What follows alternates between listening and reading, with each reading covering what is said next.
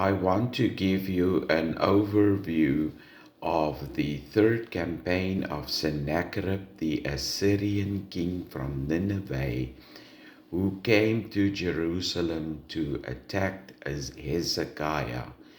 And it is described in the Book of Kings and also described in Isaiah in parallel passages with different data mentioned by both sources.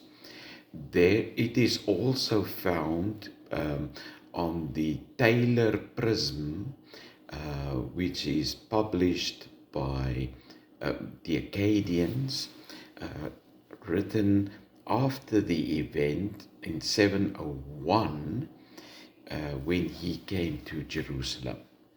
Now there is a dispute about the date of arriving at Jerusalem, 701, that there are 2 years that should be added so that it is 703 earlier that Sennacherib came to Jerusalem because of the Acadian sources.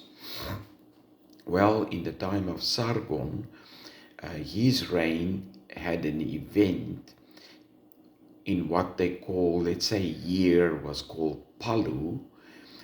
The same event, that's one event, happened according to one source on the 11th of palu, but according to another Acadian source or Syrian source on the 9th of palu. Well, the difference between the two is seen by scholars as an error, and Stephan Timm is one of them. And he sees it as an error that the one source you should accept, the other one you should reject as an error. It's not an error.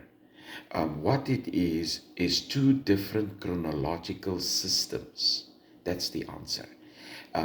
You have a Babylonian one, who were the enemies of the Assyrians, and you have an Assyrian counting system, two counting system. So because Sargon was a murderer who assassinated the previous king, therefore he counts the moment the king died, he counts that in as his time running as ruler. So it will be the 11th of palu when the event happened, and that's the Assyrian source. But the Babylonian scribe said, no. There was turmoil in the country for at least 2 years. On the 9th of palu, the event happened because of this turmoil. For 2 years, you cannot say that is the king's years. So it's the same event, same date, but it has two counting